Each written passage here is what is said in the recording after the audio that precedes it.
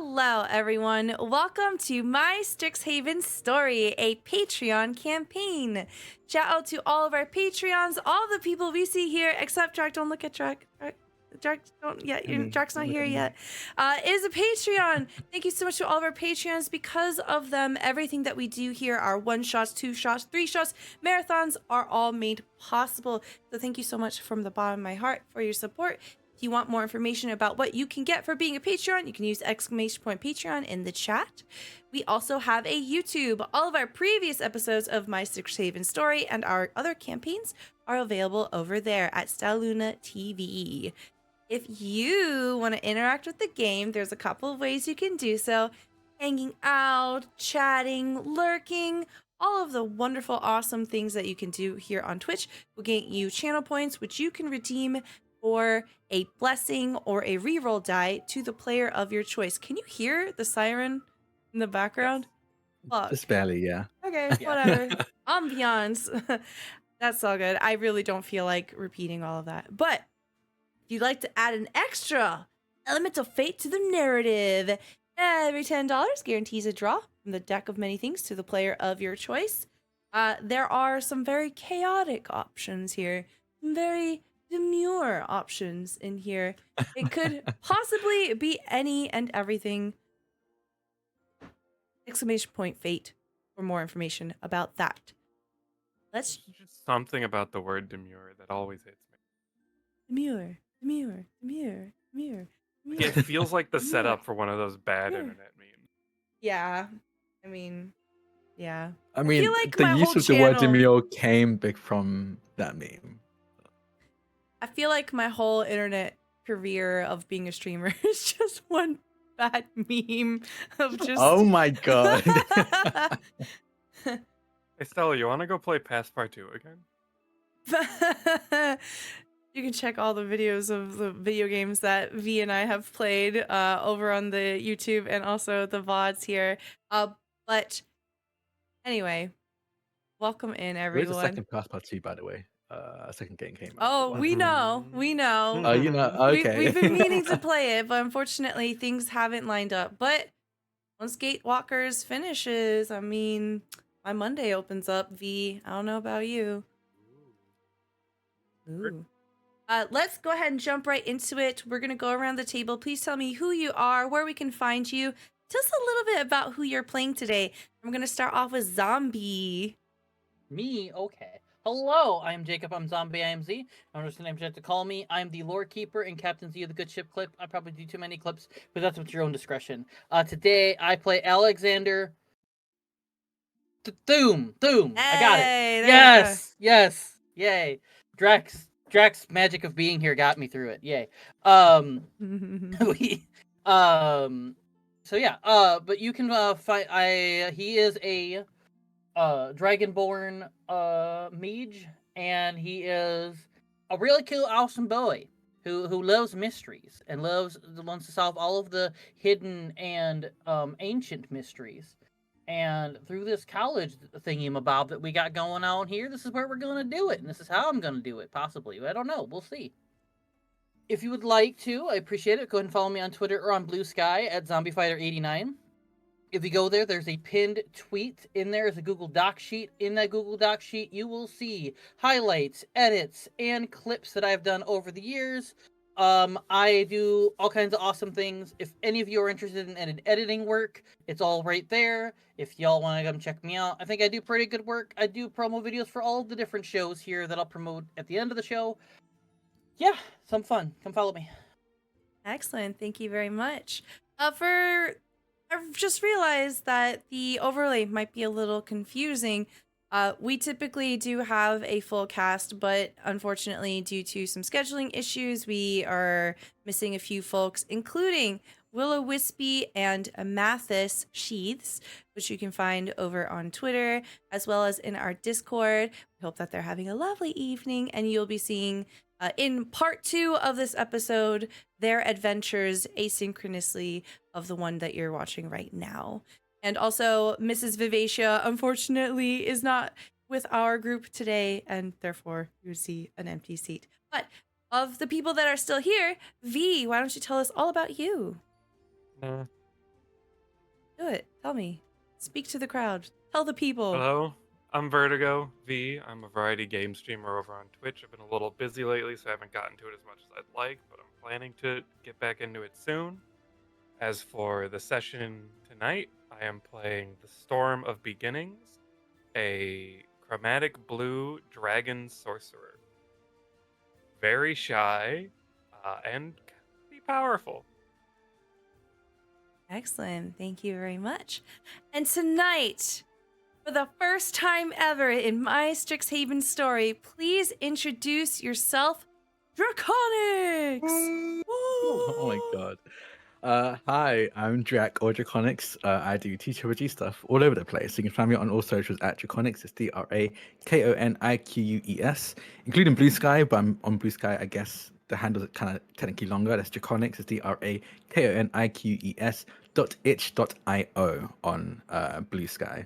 And I use he, they pronouns, but today I'm playing Barugash, who is a character haven't played in a while. C specifically would recognize them, I imagine. I'd hope so, because we played together when I was playing Barugash in another Strixhaven campaign. So I'm bringing them back for this little guest appearance. I'm playing Barugash, who is a Gorgon. So if you don't know what Gorgon is, imagine Medusa, and exactly that. Snakes for hair, petrifying gaze, all of that stuff. But specifically, there are a Inventor, which is a third-party class, essentially an artificer cranked up to, I wouldn't say 11, maybe like 8, I'd say, but more than the artificer itself. Much more crafting and artificery going on there. They use any and all pronouns. Excellent. And to give an absolute wonderful welcome, thank you so much, V, for 3 cards to Drak. We're going to start this off strong. So, Okay. Drak, I know it's been a while since we've played the game. It's been way too long. Just to remind you how we play, ! Fate chat for more information. But all you have to do is tell me when to stop. And then magical things will happen. It might be good, it might be bad. Stop. Okay. Do you want a reaction, or do you want me to like not react? Up to you. You dealer's choice. Ooh, okay. You drew the "you died" card. Immediately die. It's like, I know, well, some of you came just to watch Barugash again. Too bad. Stop. Okay.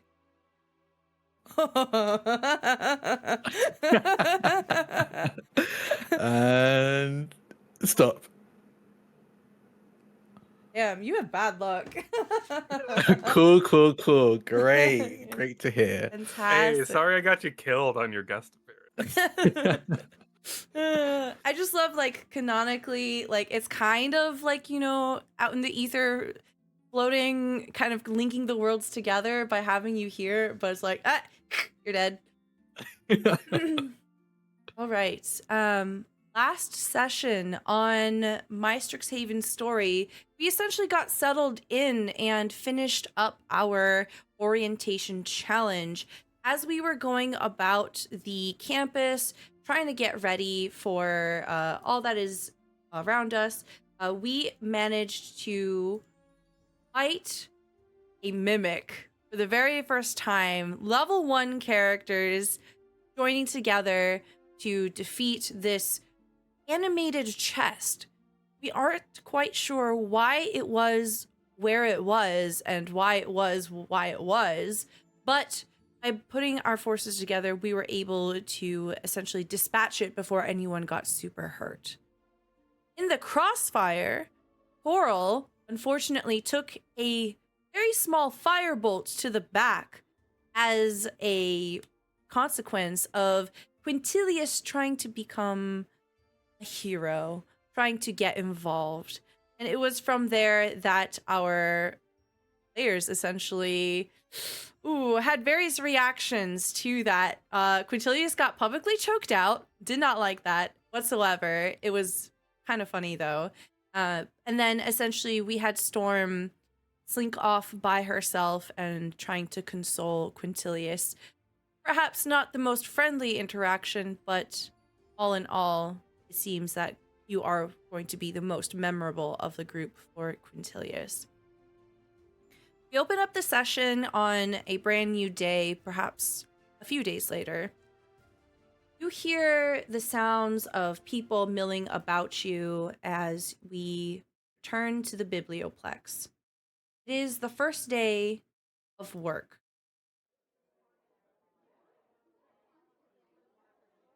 Alexander, can you please describe to me what you look like? Your uniform is essentially going to be a plain silver robe, and you have beside you a cart. You are a bookshelver here in the biblioplex. What do you look like? You're muted. Thank you, muted. Oopsie, I should learn to remember to see the rainbow. Um, so he's kind of trying to remember exactly how I described him before. So he's a purple gem dragon. So he's got kind of like the purple skin that kind of goes with I guess kind of like a brighter purple, I think I said. I'm trying to remember exactly how I put it. It's been a minute. But anyway, so it's purple, greenish hair, horns, and stuff like that. He's just kind of, I feel like, would a lot of people be,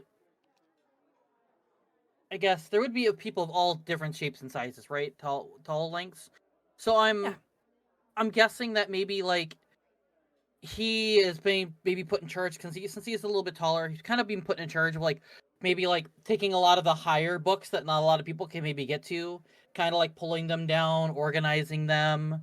I know for a fact that he's going to be looking at any chance he gets. He's going to go into the mystery section and look for different things there and sort of kind of like scoom and go, oh, I think I've seen that one before. I've never seen that book before. Oh, this is the one I'm missing in my collection. Maybe I'll buy this one when I get off work. And then like just, kind of going through, and if you'll see him, he's just very tall, very purple, and with a smile on his face, real good attitude. Just, he seems like he's very tall, and he feels like he can be intimidating, but he tries to have a smile and tries to be nice to make it kind of offset a little bit. Okay. Can I get a perception check from you?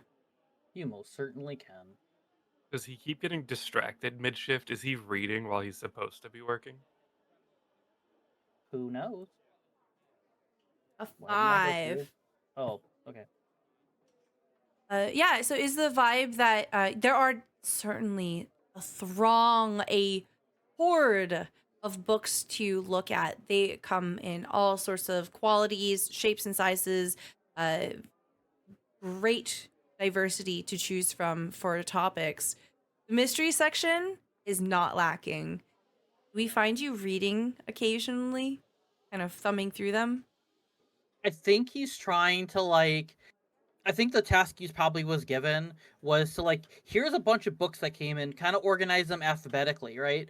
And so he's like going through them, and then he's like, okay, 1 second, and then like kind of like peeks, looks at the book a little bit. Maybe I will get this one. I don't know. Shit. And then to start like putting around different books and stuff, and he's just like he's trying his best to kind of like peek at the books, but then also kind of organize them. Mm-hmm. And even though I think he's been in libraries before and he's been at places like this before, I think it's just this is the first time it's been on him to organize the whole shelf. So I think there's a little bit of like he's probably meticulously taking his time to go, nope, this is alphabetically this, nope, this is ABC, nope, this is ABF, this is, just Mm-hmm. going through all of them. It's probably taking longer than it really should, but he's trying his best to do a good job and probably overthinking things. You've picked up a particularly interesting book. It reads as The Mystery of the Raven Queen. And it has this Ooh. elaborate cover. It is this thick purple leather cover on the outside, and it has on it an engraving of a femme person holding up their hands, and behind them are these large wings, almost looking Mhm. like an angel. But there is an unnerving quality to the book. As you turn the book side to side, like a lenticular card, it almost seems as if the eyes are following you. So perhaps this sort of enchanted appearance has drawn your attention. And as you're kind of peeking through it, with that 5 perception, you don't notice right away that someone else has slid up next to you. And when you go to like put the book down and put it away, you notice them in the corner of your eye. This very large, hulking person. Or can I tell from the corner of my eye, are they about as tall as me? Taller, a little shorter? They are pretty tall. Okay. Imagine with the 5. Hold on, let me roll for their perception. Okay. Let me roll for how tall. Super tall. 17. As soon as you put the book down, they seem to have been eyeballing you and trying to find a good time to interrupt you. As it goes down, they go, "Oh, hello there." Ah! Hi, hello. Oh, yes. I am doing wonderfully. How are you? And this is who you see. Ooh. Boyfriend material. Oh, I remember him. This button. Okay. Stretch. Zoom, zoom, zoom. This is who you see. So it appears to be a Minotaur person. They are currently wearing silver robes just like you. They also have emblazoned over them a sash that bears the colors of Quandrix. So there's blue and green kind of entwined in these fractal designs, like a slash of color in front over their chest. They are a hulking figure and they're holding a book very delicately. They have a pair of very fragile spectacles sitting on the bridge of their nose and these very bright sapphire eyes that twinkle as they look at you. My apologies. I did not mean to startle you. It's all right. I was zoned into these books, and sometimes the world just disappears, goes mute when you got these books going on. Is there something I can help you with? Oh, I understand the sentiment. I too get lost in the words. And as they close the book, you can see that they appear to have been reading poetry. No. I believe that you are the new hire. Yeah, I just started today. Today's my first day. Welcome. Alexander, right? Yes, sir. What's your name? My name is Drazimir. It is a pleasure to meet you. Drasmir. And he holds out one of his very large hands to shake yours. Alexander will shake his hand. As he shakes his hand, would he have already known this name? Would this have been something he had been told or no? No, nothing. Okay. No, you haven't met this person before. Okay, because as soon as he says new hire, he's thinking, "Oh my God, is that one of my bosses in my head?" But he can't really just. You definitely get the sense of confidence from this person, and when they shake your hand, if you've ever shaken hands with someone and it's like basically like a baby's touch, where it's the most softest, like gentlest handshake, that is their Yes. handshake. They are so delicate with yours, very gentle. Literally But they could recently crush at you. work, one of my new hires had that handshake. So So I know exactly what gentle. you're. Yes, I know Yeah. exactly what you're. Yeah. It's like two flowers Yes. kissing. Yeah. Mhm. Drazimir says, "Pleasure to meet you. I believe we will be working together." Oh, we're gonna be coworkers. Oh, that's great. You seem like an awesome person. And he'll look over at the poetry thing. Oh, is poetry your is your book of choice? Oh, yes, absolutely. Anything of lyrical quality, invoking of imagination, boundless and beautiful. That is what inspires me. Great. I see And you he'll. are in the mystery section. Oh yes. Ever since I was a kid, I've always been intrigued by mysteries, and I felt really proud of myself one day when I was watching something in my land. We have kind of like a screen that does flash pictures. We call it a television set over where I live. I don't know if you've Nice. had those or not. I know there's so many different people and lands that come in this way, but I got to solve the mystery at the end of the show before anyone else did, and it made me so happy. and then ever since then, I've just dived into all of these different books, including my favorite series that I've been trying to pick around to see if they have here too. But Hmm. um, yeah, mysteries have just been my big thing. But poetry, I've read some poetry books before too, and those are really fun too. Those are really nice. For me, it's a mood thing. If I'm really feeling like, Hmm. I want to like just, you know, dive into a certain sort of topic, poetry's nice because like I've seen it like it's got like so many different avenues. You could be happy, sad, excited, like dreaming about a dream. Like it encompasses all of that. So if you're looking for something to just Yes, drive you into that, absolutely. In fact, the text that you were just perceiving, there's poetry in the back. I won't spoil it for you, but it is absolutely a treat. How about oh, this?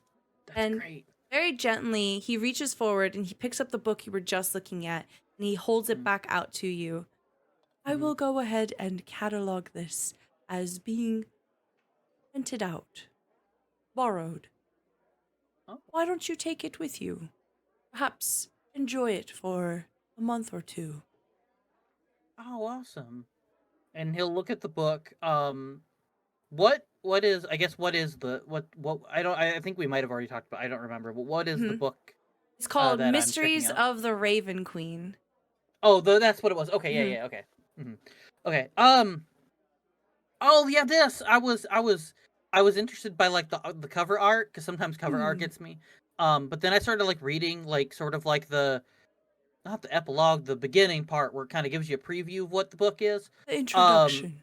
introduction. Yes, yes. I'm sorry. But You are fine. yes, the introduction, and I'm like, oh man, this seems really good. So I was actually thinking about checking this one out when I got on when I was done with my shift. So I very much appreciate that. Of course. Speaking of your shift, and he gently turns his head to look out towards the cafe, towards the front of the biblioplex. Why don't you go on your break? Please enjoy the book. It seems about Oh, time for you to take some rest. Perhaps grab a beverage if you like. sure. Okay, sure. And he'll take the book, and he'll probably just because he's very much one of those like he doesn't want to like screw up on the first day. He'll probably go find his supervisor to make sure it's okay that he can Yeah, yeah, yeah. set his break. Uh, yeah. So Drazimir essentially will take over your cart and just continue where you were at and take care of what you were doing. You find your Mhm. supervisor, and they essentially like wave you off. They're like, "Yeah, it's fine. Drazimir is a second year. They know what they're doing. He's really cool. Go ahead." Thank you. I didn't want to seem like I'm the first day on my job and I'm already just yeah. Yeah. So And I he'll just go to the neighboring cafe or whatever it was that we gone to before, and he'll probably get himself a drink and a snack. okay. As you begin to head that way, Storm, you are working at the store. You are current like Groff, your boss, has essentially stepped out and said, just to make sure that no one steals anything, and if they do, just write down what went missing. You don't need to confront them. You don't need to fight them. Let them be on their way. And essentially has just left the store to you. So, can you describe to me what Storm looks like here? You essentially would have been given, I think, like the equivalent of a sash that indicates that you're working kind of like a vest sort of deal. What does Storm look like? So Storm is a sky blue chromatic dragon, and she is very short and almost like a crocodile mixed with a dragon. Uh, and the most noticeable features, besides her being a dragon, is that she has a very large and wide brimmed black and purple witch's hat that is somehow underneath her curled horns. Uh, Outside of that, she also has a golden nose ring with a gem on it and two sashes now. One showing that she is a hopeful for Lorehold, and the other one showing that she is working at the store currently. Okay. What is your demeanor like? It is your first day. It has been quite busy. There have been people filing in and out, essentially loading up the shelves and taking them out. Merchandise has just been flying. You've been Uh, probably working for like 4 or 5 hours now. Storm is super nervous. There is many, many people she has never seen or interacted with before. She has been left alone, and there is a lot of very expensive and valuable and magical things around her. It's like, oh God, please don't steal it now. Hey, this particular rush of customers that are filing in, we see someone particularly interesting. Not wearing the colors of a hopeful, but a completely different outfit altogether. Can you please describe to me what Barugash looks like? I will slightly retcon that you don't just see one person, you see someone accompanied by another being, a thing. You see a 5'2" black femme presenting person. They have the most striking thing is they have snakes for hair. 6 kind of African bush vipers, if you know what those look like, kind of sprout from her head. They all go from like a deep purple to a kind of blackish ombre up top. She's got long, like shoulder length locks that kind of make it hard to figure out where the locks start and the snakes end. They have golden serpent eyes and are currently wearing a kind of vest, kind of pinstripe vest with kind of golden trimmings, golden buttons up, suspenders, several belts hanging off their waist with like pockets and satchels and bottles and the like hanging off of it. They have a kind of a pocket watch hanging off of one of the straps. Slim fit trousers and boots with still kept toes on them. Kind of the things you expect someone who like maybe works with heavy metal wearing to keep protected. One of the snakes has like a wrench in its mouth, just seems to always be holding in their mouth. And behind this person is a 7'2" construct, a humanoid robot made of gold and bronze and brass steel. All of it kind of woven into each other. It doesn't seem like anything's been welded. It's almost like they like with the precision of like knitting needles, they somehow wove these metals together to create this humanoid construct. Strapped to their back is a large warhammer strapped to this construct's back, and the shorter person in front of that construct is holding a kind of crystal clear. It looks like a sending stone, but crystal clear for some reason. And you see them talking into it in a very excited, very animated way as they talk about.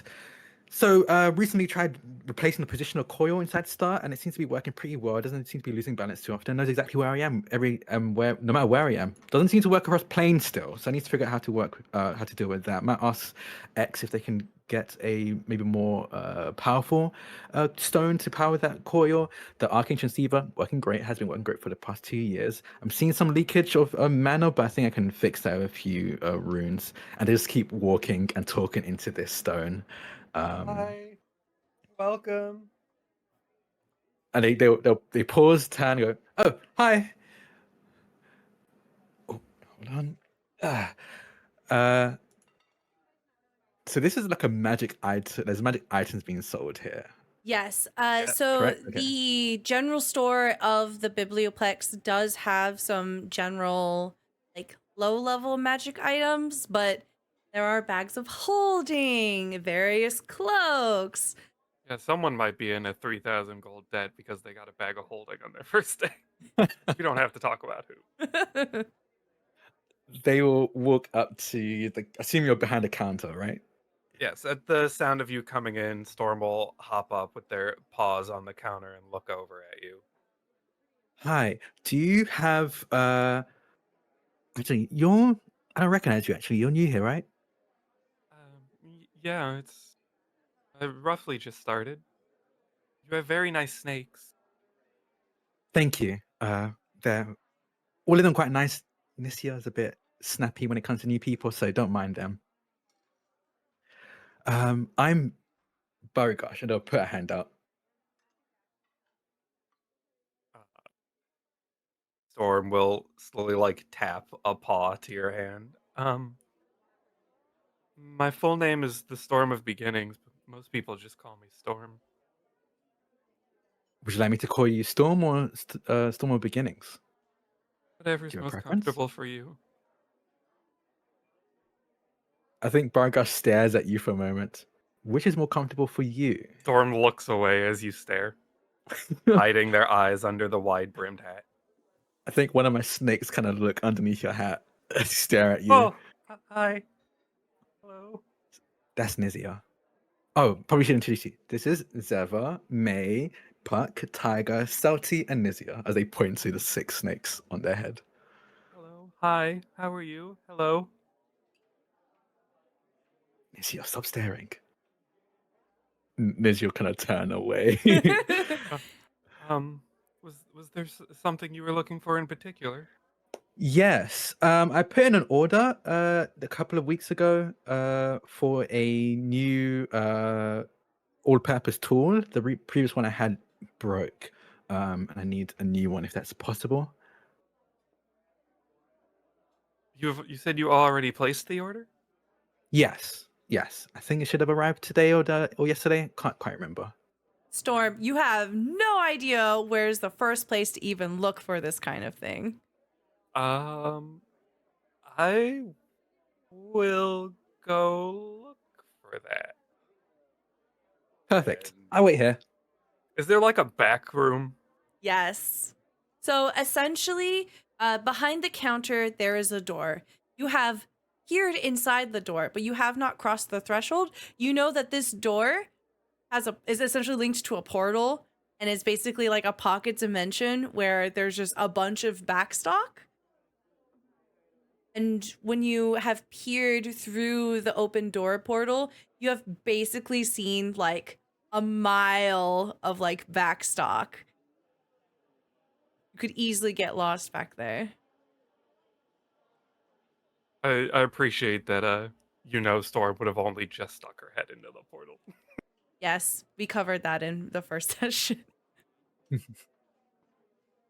Storm will look around for a moment at all the stuff, see if there's anyone else who's in the store coming in, and hesitate for a split moment, wondering if they should leave the room completely untended. But they've got a pretty good grasp of what's already out on the shelves, so they, after another moment's hesitation, slip into the portal. Okay.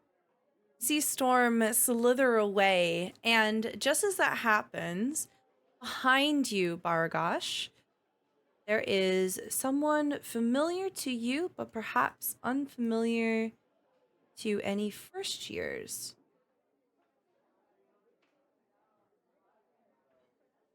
You see this individual, about 5'4" orc boy with cropped hair and hold on, let me fix this.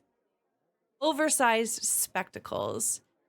He sports a rather interesting, rather beautiful complexion that bleeds from blue to green, and he wears the colors of Witherbloom on him as he's sauntering up towards you.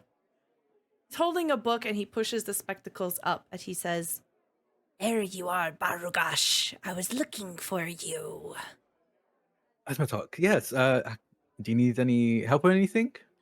Yes. In fact, I was hoping that perhaps you can help me with a certain specimen that I was having to wrangle into the magic labs. I can help with that. Do you need me right now? Sooner is better.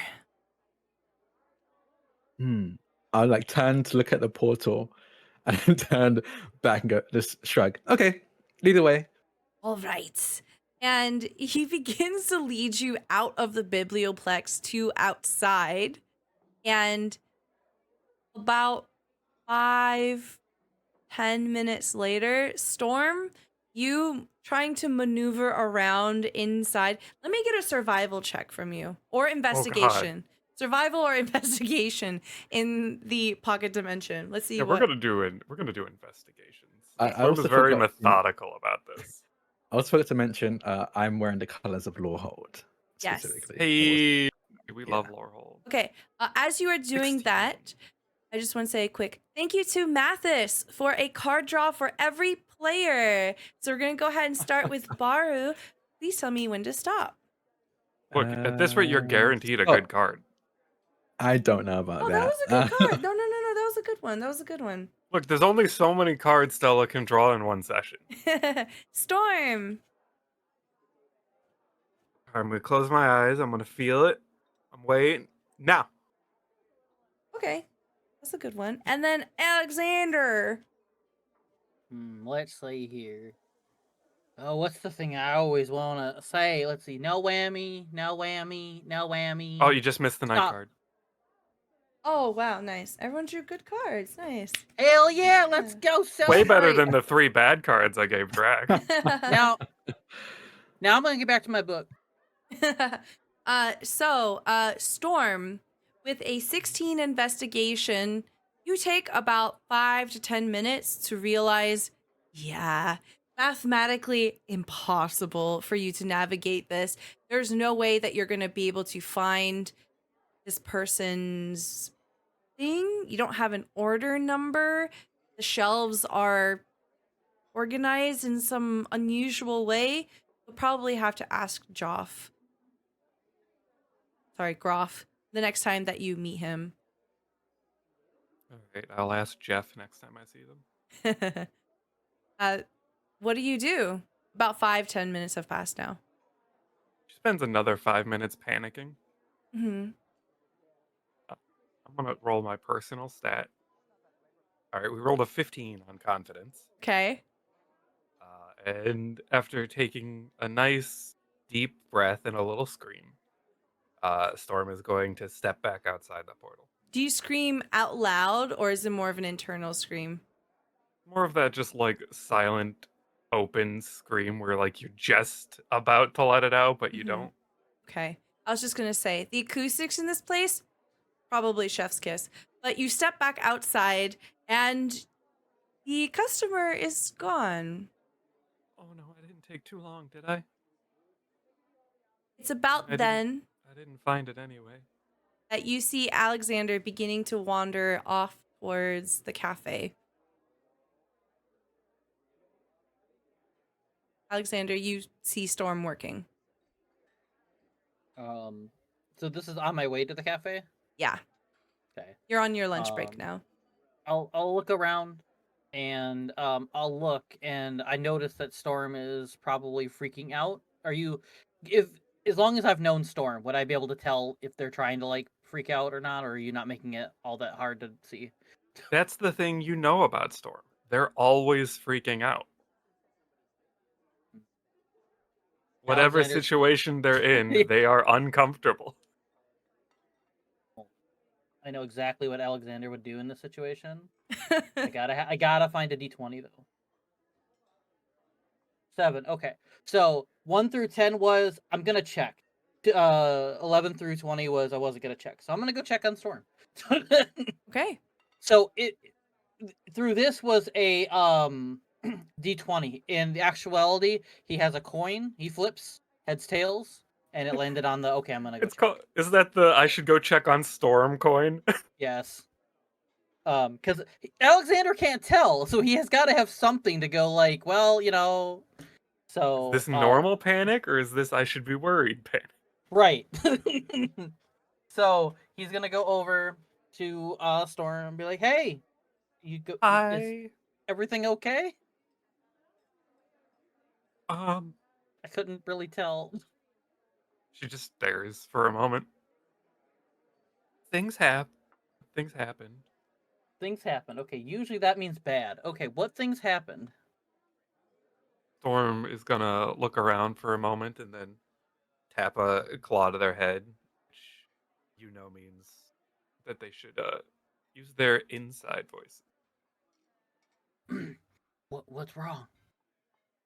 No, your little telepathy. I think you Oh, all yeah. have the duh, ability to stupid. telepathic. No, you're not Right, stupid. right. I meant like they're. Yeah. The two of you have established that you are comfortable messaging It's been a each minute. other. I forgot we had that. It's okay. It's okay. That's why I'm using it now Okay, to remind cool. you. And then I think I'll say that you initiate it because I'll say that Alex kind of forgot. You and then... have to initiate. Oh, I have to It's initiate it? your power. Oh, so you did the... Okay, so Alex go, oh, right. And then... and then now Alex is in your head going, okay, Storm, calm down. What happened? Well, first we've been very busy. A lot of way more people than I expected to came in, and I don't know any of them. Same with the books. Groff left. I'm alone. I don't know Mhm. why I'm alone, but I'm here alone. And then a very pretty lady with a bunch of snakes came in, and a very big golem that looked very intimidating. And I couldn't find their package. I spent so long looking for their package that they left, and they're probably telling everyone I did a bad job. Storm. I don't know about that. I mean, if they really wanted their package, they would have stayed. Maybe they got distracted by something. I hope nothing happened.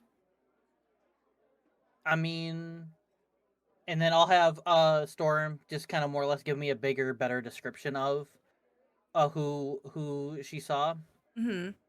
or asked for it, and then when I get it, I can go. Well, I can go look. I can go look for them if you want me to. I wouldn't even know where you would start. I don't want to put you through that. I mean, I wouldn't really know where to start either, but if it'll help you feel better. I mean, to be fair, I don't. Again, if I feel like if they really wanted this package, they would have stayed. Maybe they saw something or met a friend that they hadn't seen in a while or something. Could you tell if they've been here a long time? They've been here before? They seemed pretty comfortable with everything going on. Hmm. They It's knew about- they knew enough to place orders. It's about here that a swarm of customers begins to file into the store, and you see Groff running up and essentially gesturing you to move on, Storm. I've got this. Go ahead and take a break if you need. And then in Storm's head, I'll be like, my boss just sent me, or I was just asked to go on break too, so we can go on break together if you want. Groff, Yes. a customer had come in looking for a package they'd ordered. Ah, excellent. Are they around? They had just stepped out, I believe. Why don't you go look for them? Do you happen to know where they would frequent? And Storm would describe what Baru's general aesthetic. I imagine the years that you've spent here in Strixhaven that you are a regular. Ah, Barugash, yes. Perhaps try the magical labs. Okay. When do you want me to be back? You look up at the clock. You can have an hour if you need. Okay. I'll be back soon. All right. And then you see Groff slide off towards a customer that is looking at the different sashes and different hats that are available. Did you know that green would bring out a brilliance in your eyes? And essentially they begin to try to help someone navigate through the world of fabric and color and assist them as best as they can. You're able Storm to is slide on. going to wrap their tail around Alex's hand and start heading out. Okay. You don't have to go far.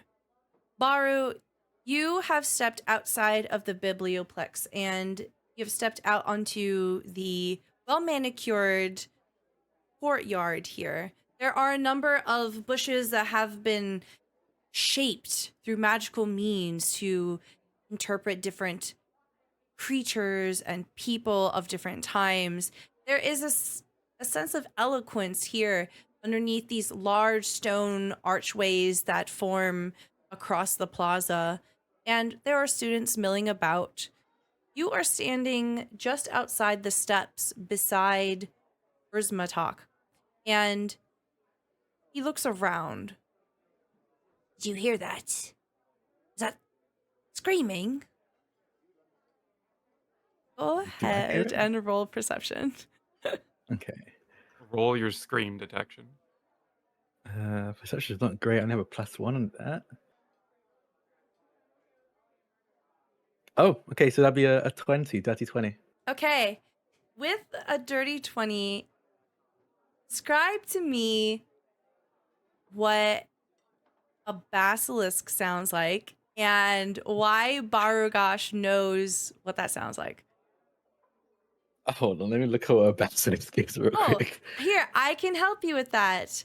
This is what Thank you. a basilisk looks like. I had it ready for you. Oh, perfect. Okay, yeah, I know why I've Yeah, known the this whole feral time. monster equivalent of a Gorgon. I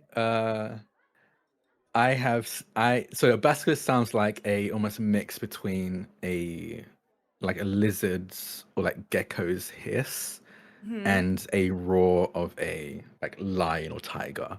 It seems to be like several roars laid over each other with like an underlying kiss underneath it. And the reason why Barugash knows about this is because in their years having studied like Strixhaven, they've needed like specific pieces for some of their artificery, specifically the spines on the back of a basilisk, and they have fought a basilisk before. It was on their own, so they didn't fight it to the death. They just fought it enough to take a couple of spikes and then ran as quickly as they could. But they immediately recognized this sound, and I think immediately first their construct, I think their construct moves before even they move, and the construct runs past them, and then Barugash follows behind towards the sound of screaming. Okay.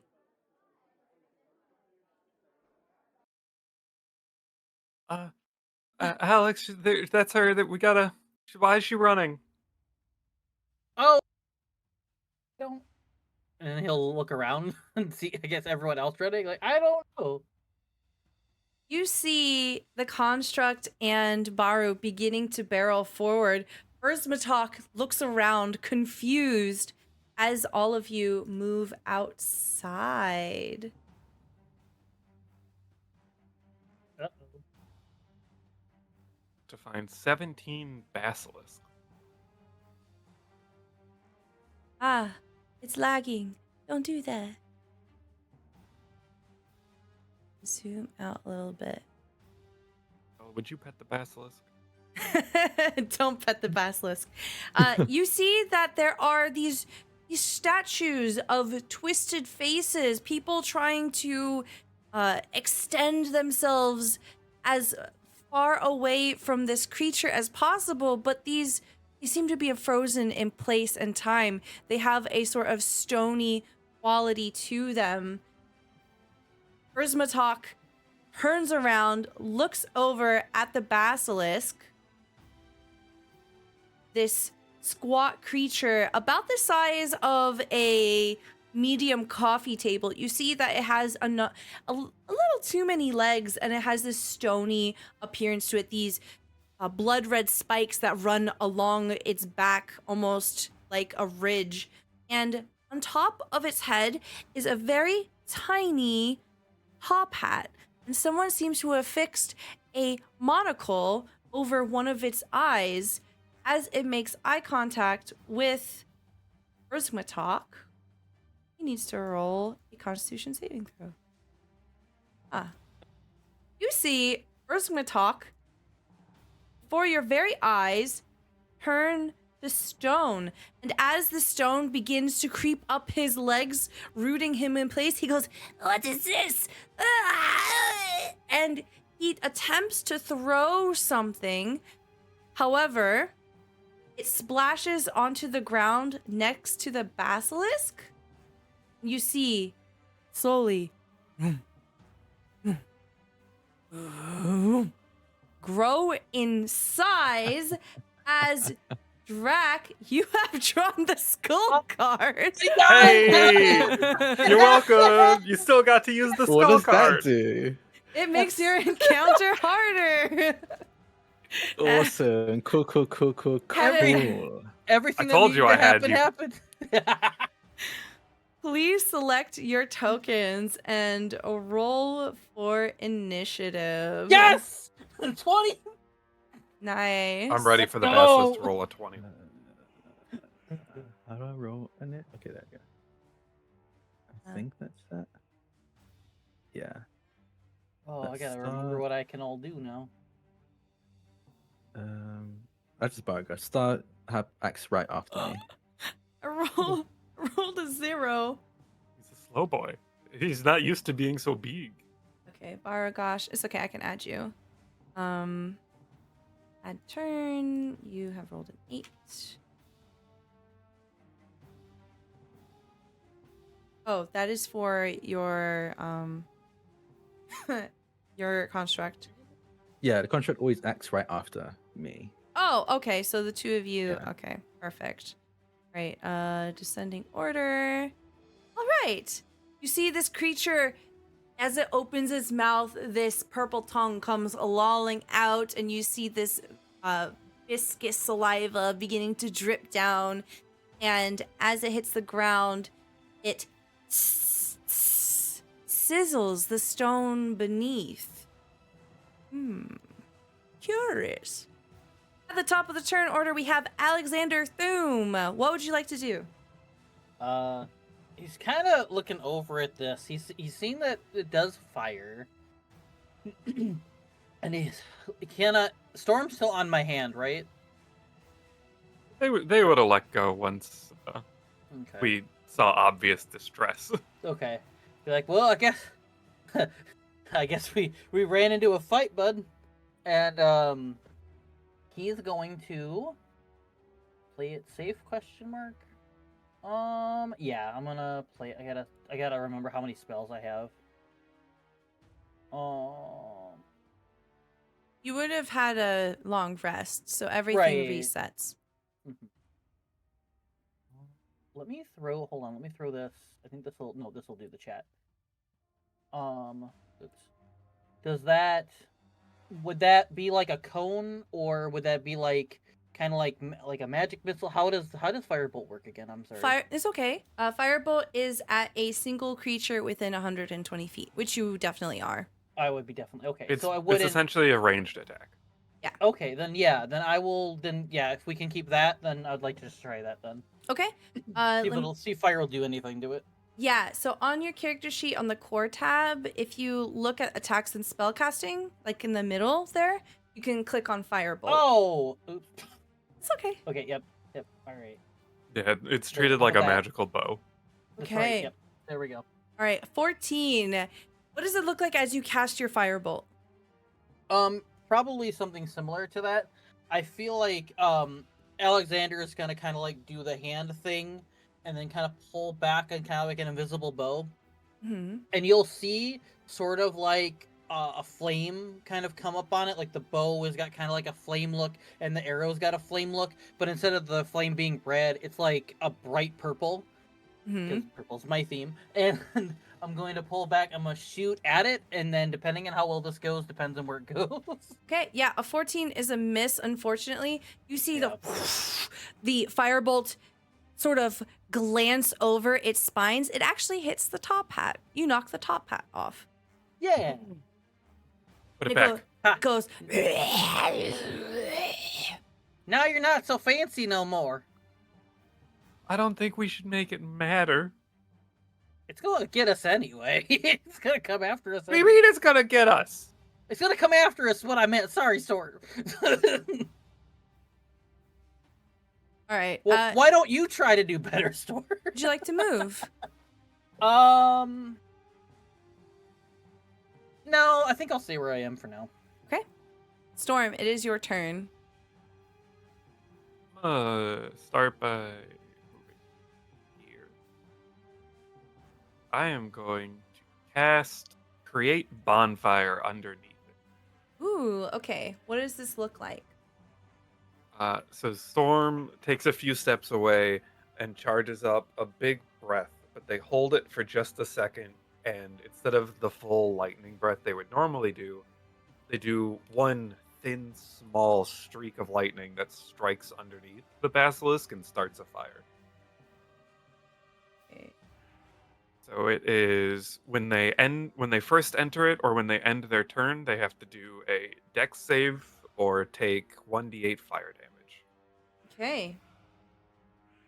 Concentration that lasts a minute. All right. Here is the dexterity saving throw. Save is 14, They rolled a 15, unfortunately. but it stays there for a minute. Yes. As this fire begins to form underneath it, you see the basilisk lift up 3 of its legs on one side, managing to just very narrowly avoid the flames. And you see the flames tickle the underside of this creature, and it goes. Did you miss It my just gets noises, angrier. Drak? I love them. I'm so glad to be hearing them again. It looks angrily at you, Storm. Oh, Uh-oh. did it not? Anything else on your turn? That'll be my turn. Okay. It is Barugash's turn. Barugash, as they see this basilisk, they kind of like their head whips behind them as they see these spells cast over their head, and then I think recognizes Storm and just gives Storm a wave, and then very quickly turns back to the basilisk, and you see they kind of reach their hand into their bag really quickly and pull out this kind of bracer. It's made of gold, intricately made, almost very similar to the style that the contract is made out of, like very Art Nouveau, almost like, again, instead of these pieces of metal being melded together, they've been weaved together, and they slip this onto their arm, and you see this opal, large opal, almost like the size of like maybe half their fist, is embedded in this bracer, and they reach forward and you see the opal glow slightly, and I need the basilisk to make a Constitution saving throw. DC 17. Okay, rolled an 8. Fails. As I cast Levitate on the basilisk and lift the basilisk off the ground 20 feet up, and just keep them there. They can't move now. The whole thing with Levitate is you can lift a creature that weighs up to 500 pounds. An unwilling creature succeeds a Constitution saving throw. You failed it. The target can move only by pushing or pulling against fixed objects or surfaces within reach. And because I've lifted them off the ground, there is no fixed object for them to push off of. So just floating there. And let's leave them there, floating 20 feet off the ground as I look up at them. Okay, I think there'll be a little bit less of an issue now. Just floating, flailing all 6 legs ineffectually at the air. That'll be my turn. I think I'll have Star ready in action in case something happens. It's ready in action to like jump and slam with their warhammer. But right now, that's their turn. Okay, including Star's turn. Yep, including Star's turn. Okay, it is the basilisk's turn. Let's see here. How close is everybody? Oh wow. Okay. So this will just be saves coming from Barugash and Star. The eyes of the basilisk begin to burn this bright cyan color, and you see the glass over the monocle go. It shatters as it enables a petrifying gaze. I need a Constitution saving throw from Barugash and also Star. I'll do Stars first. Star has a +1. So 13, so it's a 14 for Star. Okay. And I have a. I'm sorry, I have a +5. So that is 11. No, that's 12. That's 12 exactly. Okay. Beats. All right. Describe to me what this looks like as this petrifying gaze begins to take hold, but you manage to shake it off just barely to avoid the same fate as Urzmatok. I think for Star's chest is almost like a floral picture made out of metal, so you can see it's like glowing in their chest. And I think as the basilisk turns their gaze onto Star, the orange glow flickers into a red as you see the eyes essentially shut down. It's almost like everything from the neck up shut down for a moment, and then rebooted up as the petrifying gaze passes it. And I think for Barugash, just has like an innate, like the eyes kind of they blink, and then there's like a membrane kind of blink of eyelids sideways as they also blink as well, and it's almost like Barugash is a Gorgon. They themselves petrify others, and I think there's a innate resistance to it because it'd be very hard to look at other Gorgons if you immediately petrified them. So I think it's just a case of a very innate blocking of this petrifying gaze, and you see the snakes on Baragash's head almost react violently and glare at this basilisk. All right. Yeah. And it essentially just continues flailing around, unable to do anything. Alexander, it is now your turn. You can see that some sort of effect was beginning to take hold, but this beautiful stranger is unaffected by it. What do you want to do? So how far? So it's up 20 feet in the air. Yes. Okay, It's making up sure in I'm the at air. 20.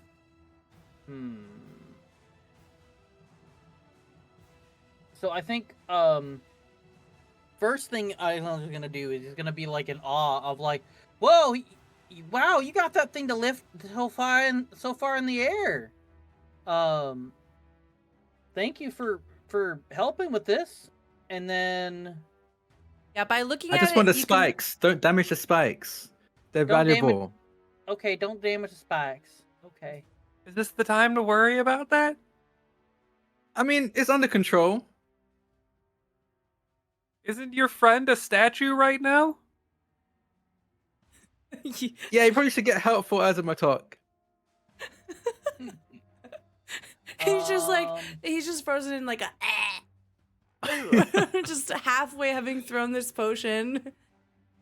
I think okay, I know what I want to do then, because the one time I'm like maybe I could actually use like the cone fire thing because it's high in the air, but I didn't take it as so I'm gonna just go ahead and use one of my spells to cast magic missile, and I'm gonna try and shoot for like since it's in the air, I'm gonna shoot for like its belly chest area. Okay. That way I can try not to damage the horns, but also do damage. Okay. All right. 3 magic missile. Oh, sorry. Yeah, so you have to do it 3 times. Because when you do magic missile, there's 1, 2, 3, bang, bang, bang. Do I do the 1d4 damage type, or do I click just on click the it. name? Yeah, you could just click on it. So click on it 2 more times. Okay. First one did 3 damage, second one does 2, and then 2. That's a total of 7 damage. What do your magic missiles look like? I would imagine that they kind of like a lot of other things. I kind of like do the thing with my hands, and I kind of form stuff. And when they kind of come up from my side, they have like a kind of like a shiny purpleness to them, but on the tips of them there's like a green, kind of like almost like a dark green, forest green sort of look to them, and then they just kind of go in the air. They kind of like have, I can't do it, but like just kind of like a cool whistle sound. Kind of like I can't remember the name of that, but like where you whistle and then like the bolt goes everywhere from Guardians of the Galaxy. I can't. Mm-hmm, Yeah, mm-hmm. I couldn't remember the name of it. It said it has that effect with the sound of the whistle. Mm-hmm. And then it just kind of protrudes its belly, so all like the belly and maybe like up to like maybe its neck area. So there'll be like 3 shots kind of around that area. Yeah, so you see the magical force just boom, boom, boom, collide into the underside of this basilisk, and it wriggles around in the air. Anything else for you? He has seen very much success just staying where he is, so he's gonna stay where he is. Okay. Storm, it is your turn. Oh, it's really up there. I'm mostly like a close range fighter. But Need me to give I you a boost? can do this though. And she's just gonna take a big deep breath and just blast it with lightning. Okay. Just a crack of thunder as if it fails a DC 11 dex save, it'll take 6 lightning damage. You will have to get a bit closer because your lightning breath is 30 feet and it's also 20 feet up in the air. Yeah, around there is fine. Okay. It will roll a dexterity saving throw. Rolls a 6. It fails. It takes 6 damage. Yes. Okay. Your lightning breath crackles and smashes into the underside of this basilisk. I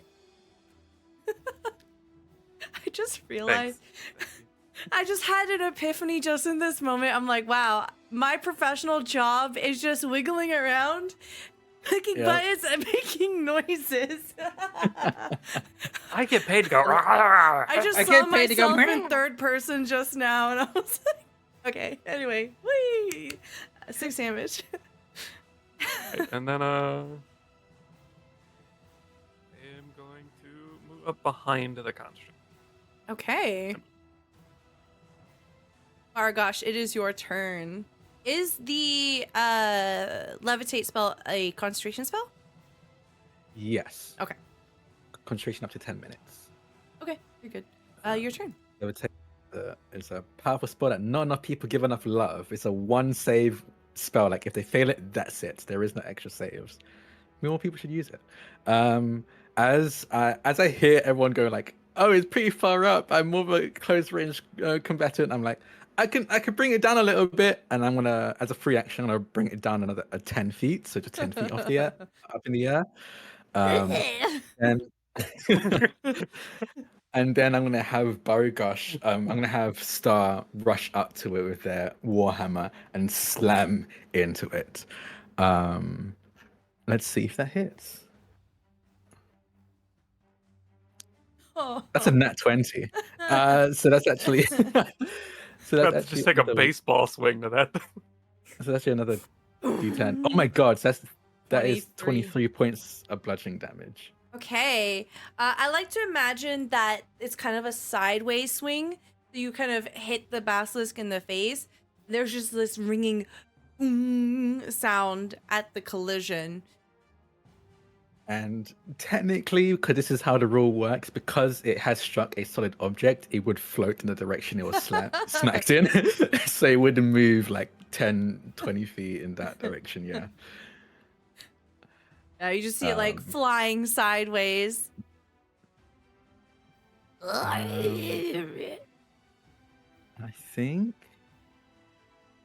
think that would be. See, now you're just doing it for fun. I think that's its turn. Yeah. Okay. Anything else for Barugash's turn?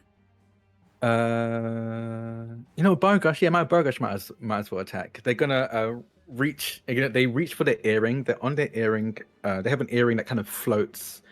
At close inspection, it's kind of odd. They have like a stud earring, and then from the earring hangs like a almost conical golden earring. But upon the close inspection, you realize there's nothing actually connecting it to the stud. It kind of just floats there as if it was, and they pull, and it just easily disconnects. And as they do it, it kind of extends into a golden rod as they point it at this creature and cast Firebolt. That's really cool. A 12. I don't think that hits. No, They cast unfortunately. Firebolt and it goes wide. Imagine the creature kind of flies sideways at the same time of you casting this, so you just happen Yeah. to hit the air where it used to be. Yeah. Damn it.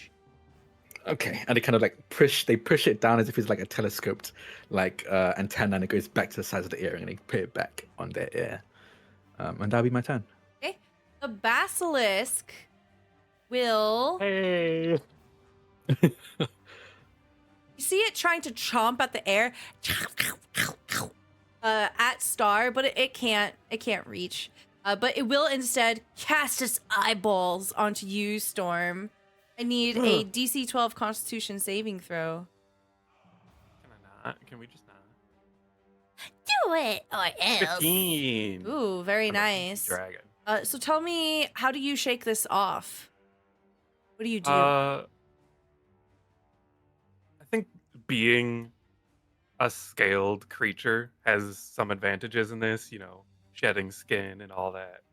And so as the flecks of petrified scales start to show up, Thorm just roughly slams into the ground and just shakes it off.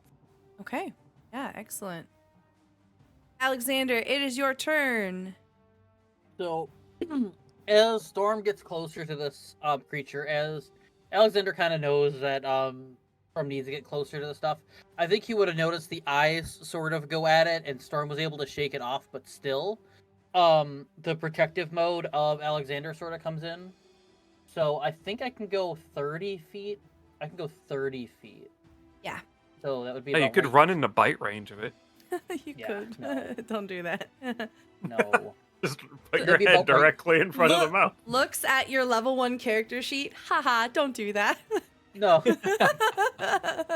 I'm very squishy. But no, so that's about as far as I can go, right? Or can I go one more? Or was that You were 35 away. Yeah. so that's You could go one more. Okay, one more. Would I still be my breath weapon itself is a 15-foot cone. Mhm. Would that be able to reach it or no? Yes, it Where I'm can. at. So Okay. you come running up, and you can see you are between Storm and this orc person that you've never seen before, and they have a forked tongue that kind of splits as they're frozen in place, and you make eye contact with them, but they don't seem to respond. Yeah. Ha! Oh. We're gonna try and fix that. And then Alex will look behind him and say, "Hey, well, pleasantries here in a minute." And then he's gonna get up in his chest, diaphragm, and just scream out the biggest thunder roar he has in him as he uses his breath weapon. Okay. Basilisk will roll. Dexterity saving throw. 18. Does it have a disadvantage? Is it technically restrained? Do you know? If it's levitating? Rules is written, no. Okay. It doesn't say anything about that in the spell now. Okay. I think what happens here is with the 18 is you compel this magical breath from you, Alexander, and the basilisk is just flailing so much. It does a barrel roll in the air. It just happens to perfectly dodge the arcing electricity from you. Oh, You all darn. hear a and it kind of shakes the ground. Darn. And then mine was set up where I could try it again later, right? On my next turn. Yes, I believe you can do I it. think we had that 2 times. discussion once, but I don't remember. I can post it in chat. Here, I posted it in chat.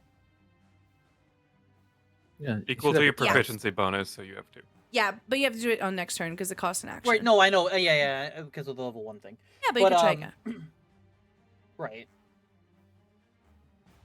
All right, that will be your turn. Storm. All right, I'm sorry if this hits anyone. I'm not too great at controlling it.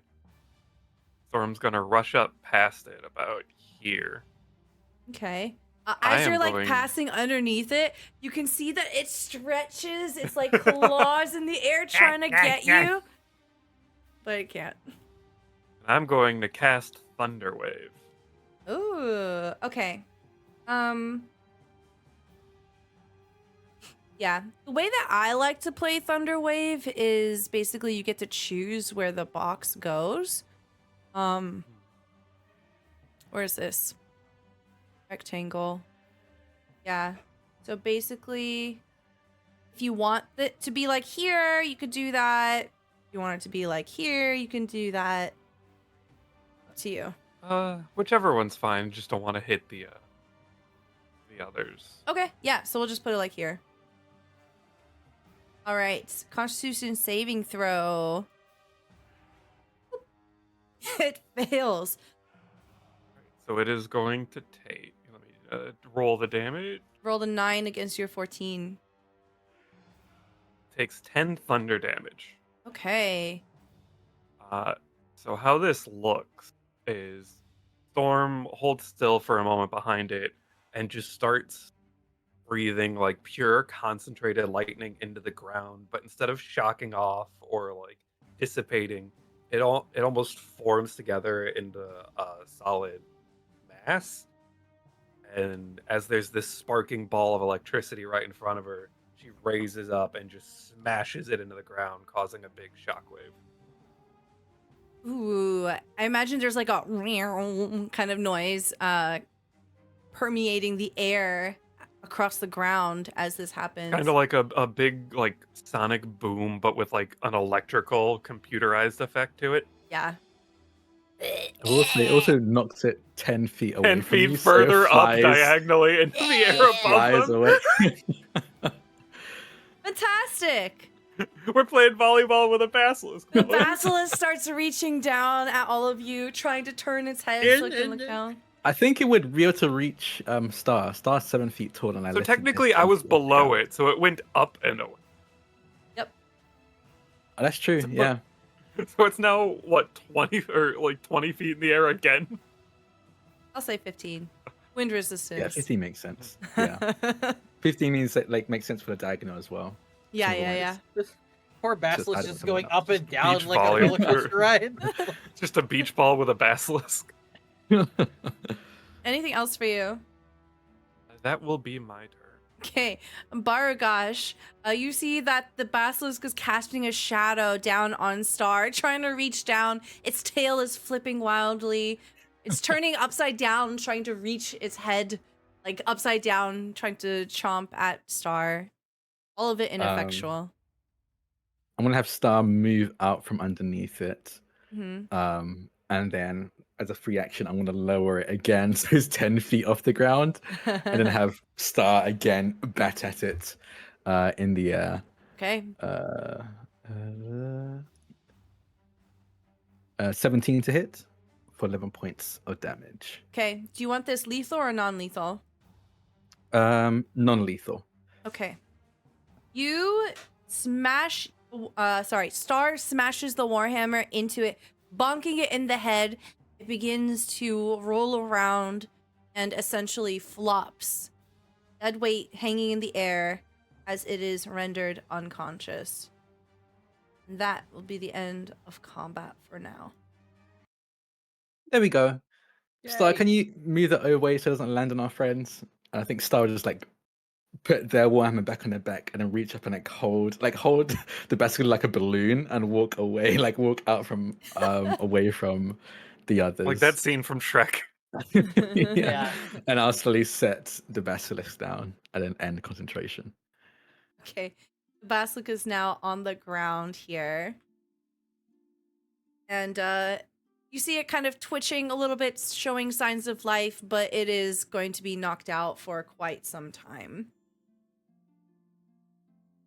I will turn to the others first and be like, thanks for the help. I hope you're all okay, right? I'm fine. Are you all right? Yeah, it's not my first basilisk. Oh, Is he okay? I don't know. As I turn to Osmotok, I think I have some friends that might be able to help. maybe we could find a professor. They might know a spell that could fix this. Storm just pokes at him with a claw. No response. I'll have Solidly Star. stone. I have Star walk over and just pick up Yeah. the statue as we'll talk on their shoulder. Mm-hmm. It had small clothing. Was this someone's pet? I don't know. Barugash, I just heard screaming underneath there. can you roll me history check? History. Okay. Got +8 to history. That's pretty Ooh, good. Yeah, Fancy. use your big brain. Damn, it says 25. Okay, you know, and totally up to you what you do with this information. From being a third year here at Strixhaven, you know for a fact that Basilisk is not on the list of approved pets that you can have on campus. Yeah. Yeah, I don't know who this belongs to. I did notice the monocle and top hat. Feels very pet-like, but I don't think we're allowed pet basilisks. Like, we're allowed pets, but we're not allowed basilisks. I remember asking if we could maybe have like a breeding pen for basilisks, so it would be easier to get those spines, but I remember being fervently told no. Question, is Star sentient? No. Does Star report information to you at all? No, not in real time. Okay. I have to be like hooked up into them to be like, it's like security footage. I have to hook up into and see what they've seen, but it's Mhm. not like real time. Okay, let me get updates. perception checks from the three of you then. I'm bad at those. It'll be fine. A 19 for me. Okay. All right.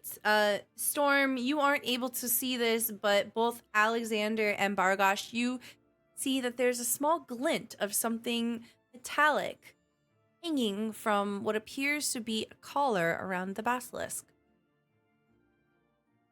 It has a collar as well. It looks shiny. So it is someone's pet? We just beat up someone's pet? To be fair, someone's pet tried to beat us up. And I'm going to walk over Yeah. to the basilisk and check this collar. Okay. You see that it reads Monty. Oh my gosh. Apparently his name is Monty. Hold on. You can have one of those as a pet for real?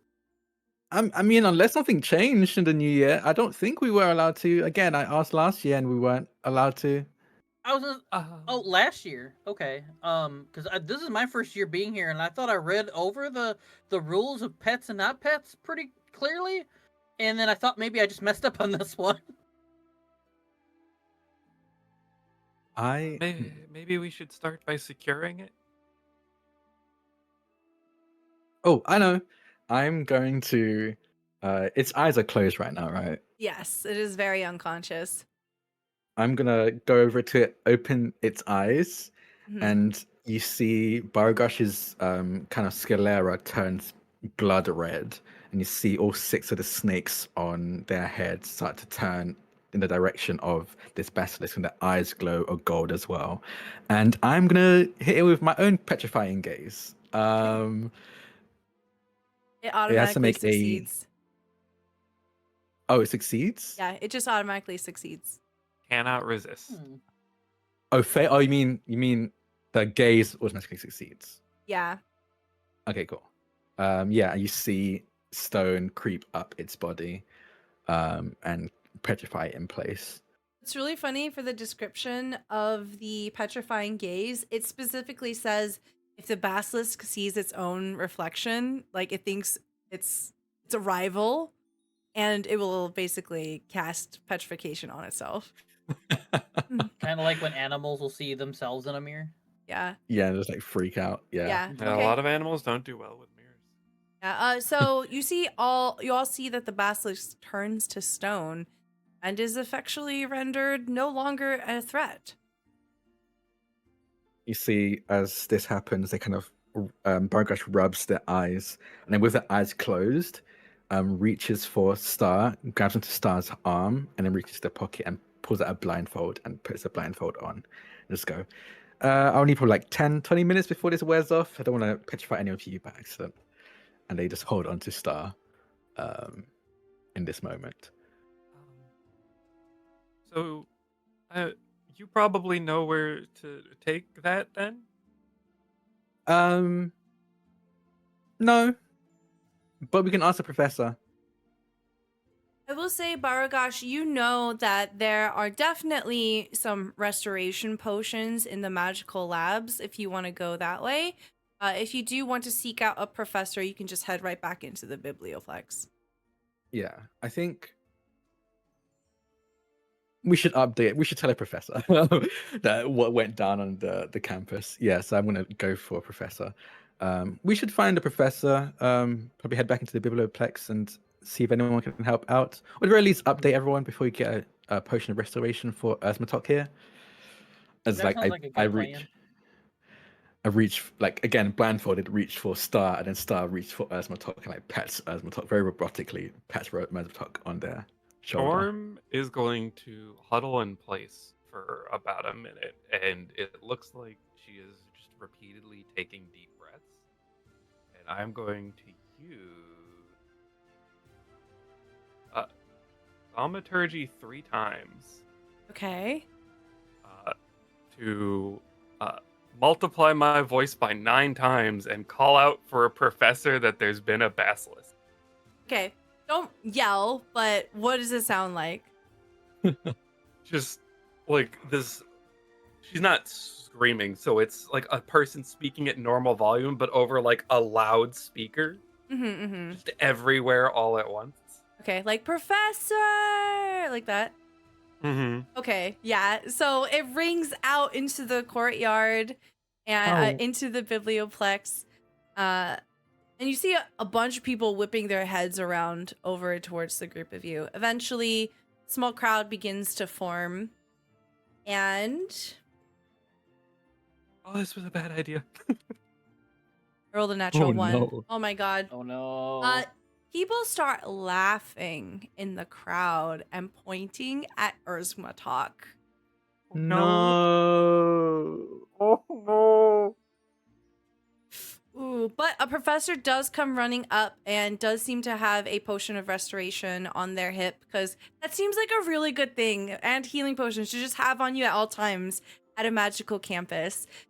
So they eventually begin to pour it onto Erzmatok, and Erzmatok kind of shakes it off. You see the flakes beginning to come off of them almost as if wet sand. Their hair is completely flattened, losing all sorts of volume, and also actually washing out any sort of grease that has settled in at the roots there, and just completely drenches them. And as they're standing there, no longer petrified, you all hear a cacophony. Make it worse. I think Erzmatok is still on Star's shoulder, so they like depetrify on the shoulder, just hanging off there as everyone laughs. So were they being carried like a sack of potatoes? Like literally like a sack of potatoes on their shoulder. Yeah. Oh, Yeah, Storm just feels so bad right now. You see Erzmatok immediately, let me go, put me down. They just begin to, Very robotically sets them down. yeah, and then they kind of like pull their robes in on themselves, and he begins to run away.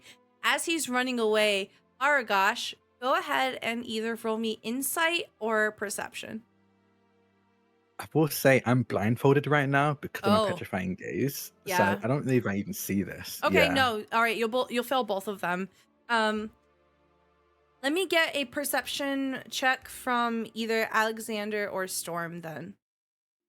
Storm is way too upset about what's happening right now to Okay. really pay attention. That's a 19 from Alexander. Alexander, Barugash can't see this. Storm isn't paying attention, but you see the way that Erzmatok looks at Barugash, and there is seething look coming from him. Barugash, you have drawn the rogue card. You have a rival now here on Strixhaven. Yeah. That's great because Barugash has no idea, and it's Yeah, gonna just and you be have as pleasant no as usual idea. with as we're talking. Yeah. Hey, how's it going, buddy? And just like Very in character for flames. Barugash. Yeah. I think Alexander is like, kind of sees that, goes to say something and go, this could be a long-standing thing I don't know about. I'm just going to keep out of it. When he takes note of Not it. my business. I don't want to help or hinder. Like a...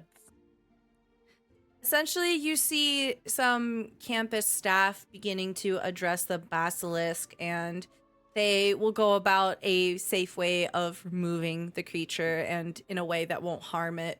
You see that the monocle has fallen on the ground. It is shattered and broken. The top hat is singed, and there's a hole straight through the middle where Alexander's firebolt had cut through it. But other than that, people begin to disperse and leave the courtyard. Well, don't worry. I'm nothing if not filled with small, garbage, useless spells. I am going to use mending twice on both of those. What does this look like? So the golden nose ring, it has a ruby embedded into it, and the ruby seems to like shine and spark with magic as Storm just presses it against the monocle and the little top hat as they almost seem to go back in time to what they were. Okay. Bargosh, Alexander, you see the spell taking shape, and slowly but surely the glass of the monocle begins to pull in on itself and it reforms. You see the fabric of the hat beginning to knit on itself and be made whole again. Barugash kind of like again, so eyes closed, kind of positions himself in front of Star, as if to like hide himself, and would slowly pull up the blindfold and test out if the petrifying gauge is still active. They don't use it very often, so when they use it, it kind of takes a while for it to wear off. It would Hence why they definitely always be have a like blindfold 10, on them. 15 minutes by now. Yeah. So as they pull it off, they're like, okay, we're safe. And we'll pocket the blindfold again and turn to Surprise, second Storm. basilisk fight. I'm the villain now. I turn to Alexander and Storm.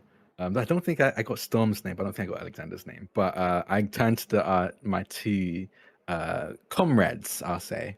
Let's go. It's your first time here, right? Your first years? Yeah, we're first years, both of us. Hmm.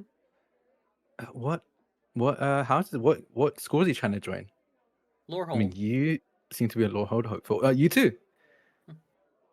Oh, Yeah, well, that's great. Well, I think by the time you're official Lorehold, I'll have left the school by then. But I'm Lorehold. Oh, That's a fancy. shame. It's fine. I'm probably gonna be doing alumni stuff with Strixhaven. Definitely gonna be if where Stag goes, I go. Just especially if Jaysha and X are gonna be there. Oh, right. We came over here because my supervisor has your package. Perfect. Oh, that's great. That's really good. Because actually, I watching Starfight earlier, I realized there was some. I probably need to help deal with the positional core a bit more. Maybe tighten that up a bit, and I need the all-purpose tool for that. Okay, yeah. Lead the way. And then right before we leave, Alexander will hold out his hand. I don't know if we've been properly introduced. Alexander. Yes, I'm Barugash, and this is Zeva, May, Puck, Tiger, Salty, and Nissia as they point to their six snakes. And then, yep. Oh, look at the neat little snakes. That's so cool. And then he'll look at the friend you had with the top hat, and he'll go, "I'm very sorry for shooting off your hat." The basilisk I has think a top hat. the basilisk that was wearing. Oh, basilisk hat. Okay, I got confused. Never Yeah. mind. I don't. Yeah. Alexander Oh, doesn't good. say that then. Never mind. Okay. Yeah. Storm, do you take the monocle and the hat? Yes. Okay. Add those to your inventory. They go into Oh, the look, you got bag some of prizes. holding. I can't wait for you to wear it and then you turn into a basilisk, and that's what we discover. This is Stella's long con to get me out of being a dragon. The context here is that V and I have been friends for like almost 10 years now, and every time that we've played D&D together, Stella, can I play a dragon? No. Stella, can I play a dragon? No. Stella, can I play a dragon? Fuck it. Fine. Do it. It's fine. Yeah. Okay. Yeah. So the two of you begin to lead Barugash and Star back into the building, and it's kind of an uneventful exchange. Barugash, you get your package and you pay it off. And Storm, Groff looks over to you and says, "Well done." Oh, it was really nothing. Just telling a customer.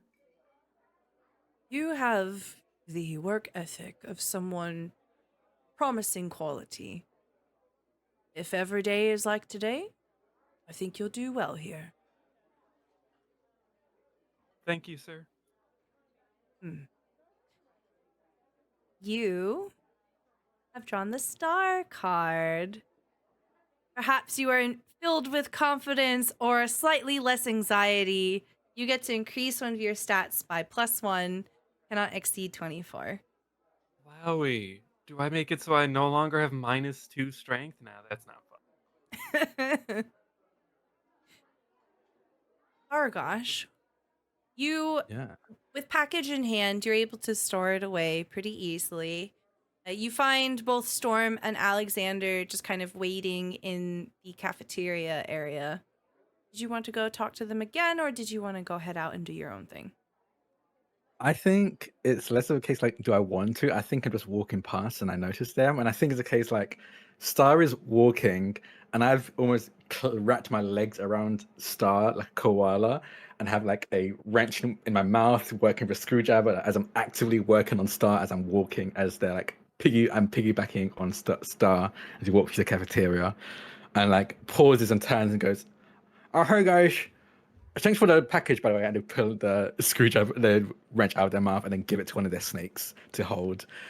Have you You're set up doing like a okay, big right? leather harness on the back of it just so you can like strap yourself in Yeah, while you're like I working? do kind of strap myself in when I'm working on the go.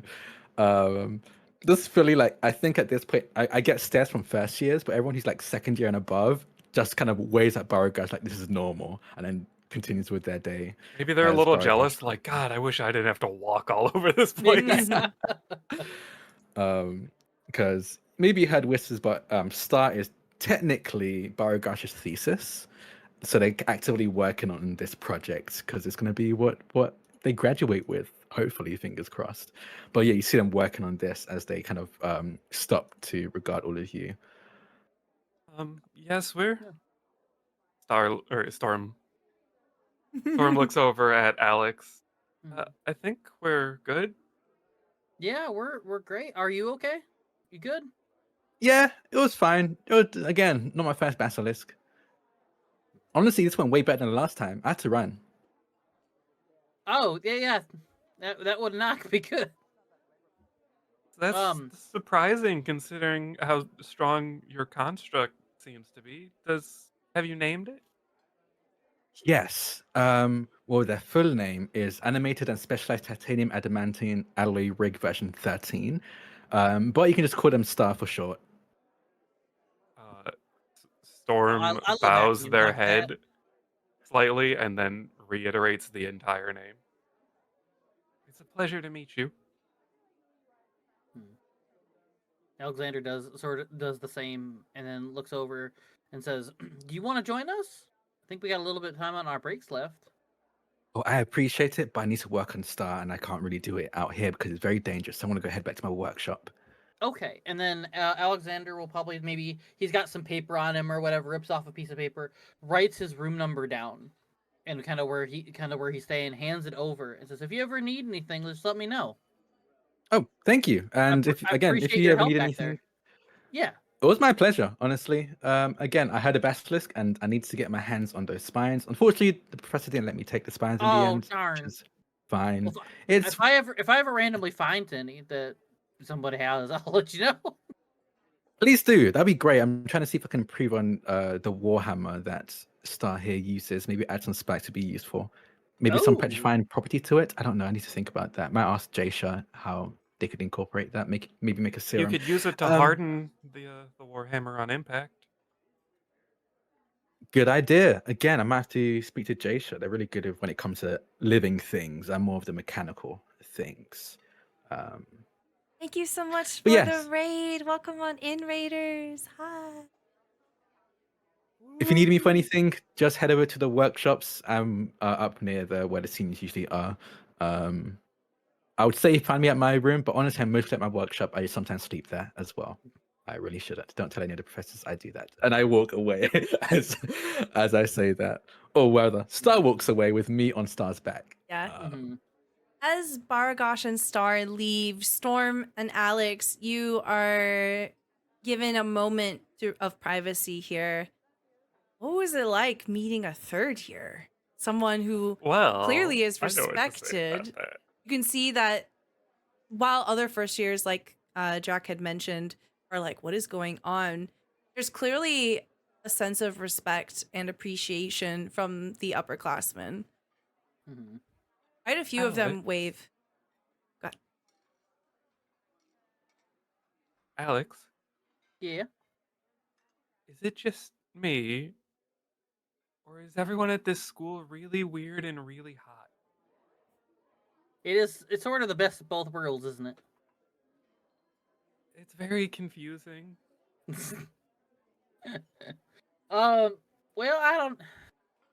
Listen, I'm a weirdo that sat around reading mystery books, so my definition of weird may not be the same, but yeah, I mean, it's kind of interesting to see kind of what they're all kind of used to it, so it kind of makes me wonder what other people or things we're gonna run into while we're here.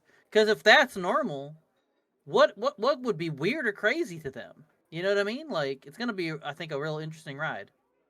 Did you hear her say that this isn't the first basilisk she's fought? That It's scared gonna me. keep happening? I don't want to do it again. I feel like we got super lucky. I want to cash in my chips now with that. I think we're good. Eh, maybe next time we run. I'm gonna make sure that if we gotta run, we gotta run.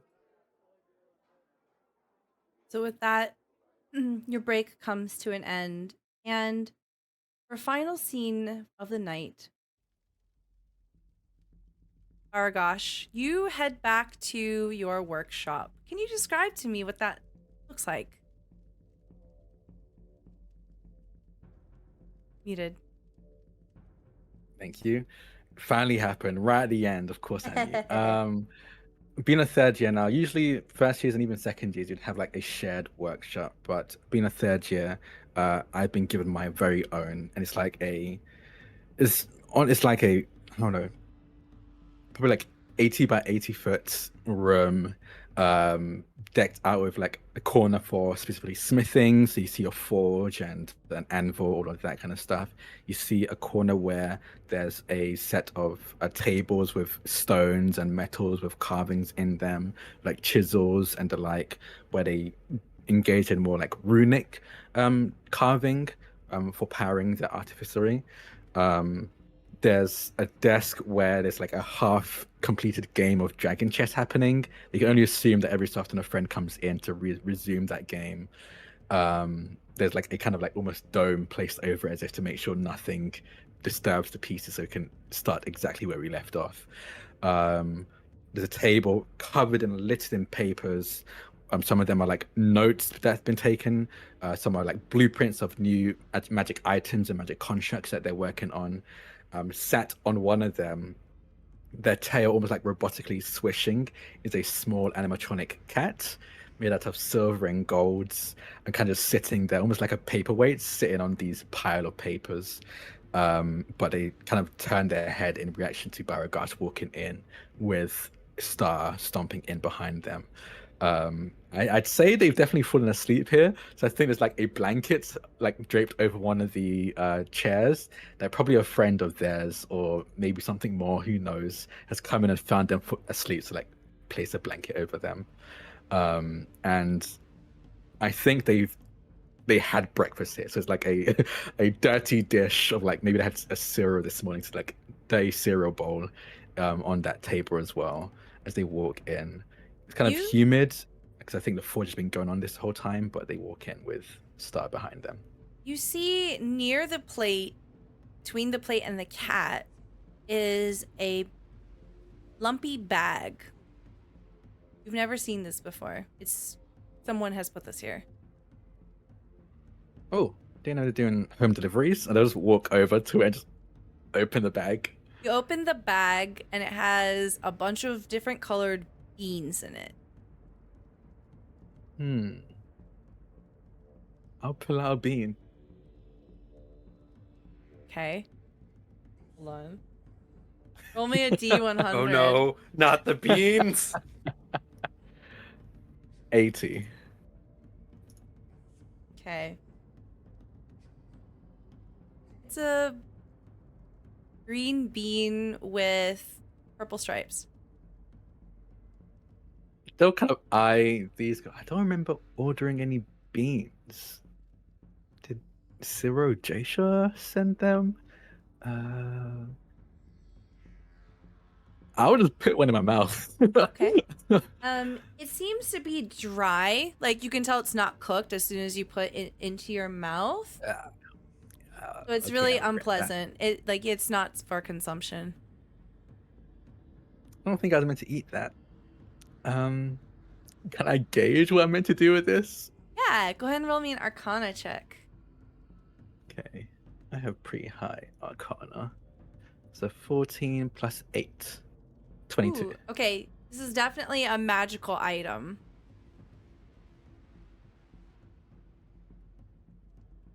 I hold it up and turn to Star. Do I just throw it? Bean, go? And I'll throw the bean. Okay, it just bounces off of whatever you throw it. I think I throw it at Star. And it just bounces off of Star. Yeah, I imagine that you're probably going to do a series of investigations to try. You probably like Yeah. hyper fixate on this bag of beans, and several hours later, you determine that through rigorous testing that this is a bag of beans. You have drawn the sun card. Basically, you determine that different effects can possibly happen if you plant the beans. Oh, interesting. Okay. You plant one. Yes. I go to a friend. So a friend of mine is all about planting horticulture. And I go to the horticulture club with them because of that. So I think I plant these beans on those like beds. Oh no. You...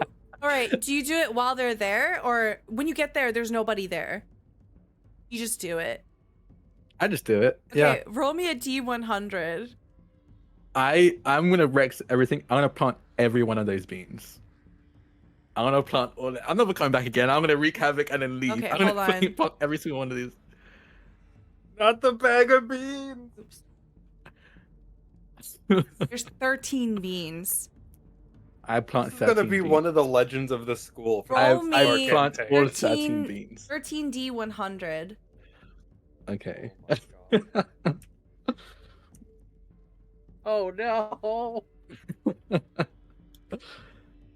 I don't have to Alright. live with my. Chaos.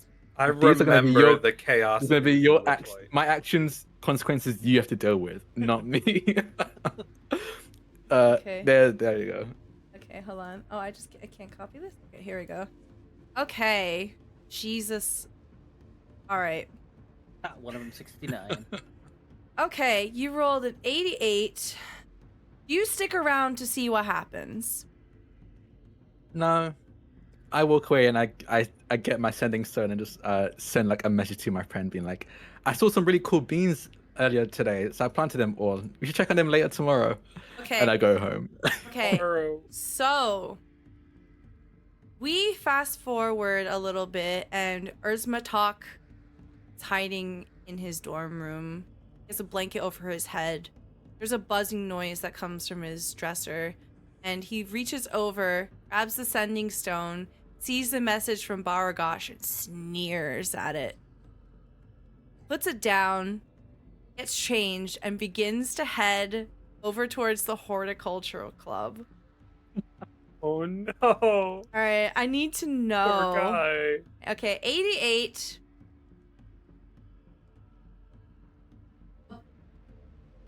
We'll say 7 eggs spring out of the ground. Okay, not bad. Okay. Okay. 12 bright pink toads begin crawling out of the ground. Okay. 6 shriekers begin to sprout out of the ground. Getting worse, progressively worse. Yep. A we're hungry Bulette burrows up out of the ground no, and Gillette begins is kinda- thrashing about. Oh, Hey, at least it's got sorry. eggs. 2 of those. Okay, 22. Oh. An immobile statue of your likeness arises. It makes Oh non no! verbal threats against you. So they immediately know it's me. A statue. You have of- left a monument of you doing this as your senior prank. So an immobile stone statue. So it looks like you, So and it just starts verbally threatening Ursmatok. Oh no! It makes the whole relationship Sorry. even worse. There's 3 of them. 22, 29, 25. There's 3 of them. There's 3 of you. A 94. A pyramid with a 60-foot square base bursts No, forward. not the pyramid. The pyramid. No. I wrecked the whole place. Sorry, there's This was- 2 pyramids. And then, Yeah, because 96. okay, and Pyramid was then- why I never got to use these beans. And then there's a treant. And then it said there's a 50% chance that it's chaotic evil. I'll say 1 is evil, 2 is good. Okay, it's good. All right, there's a treant Oh. that is trying to help, like, settle the plants, settle the random monsters. There are 2 pyramids that have just completely blown apart the horticulture club. And then there's just eggs on the ground. There's just so many random things happening. And Ursmatok is just standing at the threshold of the club of where the door used to be and just kind of looking around. And he just leaves. He just walks away, hearing the 3 Barugash voices in the background, making fun of him, threatening him. And he begins Oh. to plot his revenge. You aren't quite sure in the coming days what happens or how it goes about, but essentially, Barugash, you, for your final card, have drawn the Fool card. You lose something. It's up to you if it's a memory, a sense, a bond, whatever you like. Ursmatok does get involved and somehow does instigate this. It's up to you, Oh, the implications and the methodology of it. What do you lose?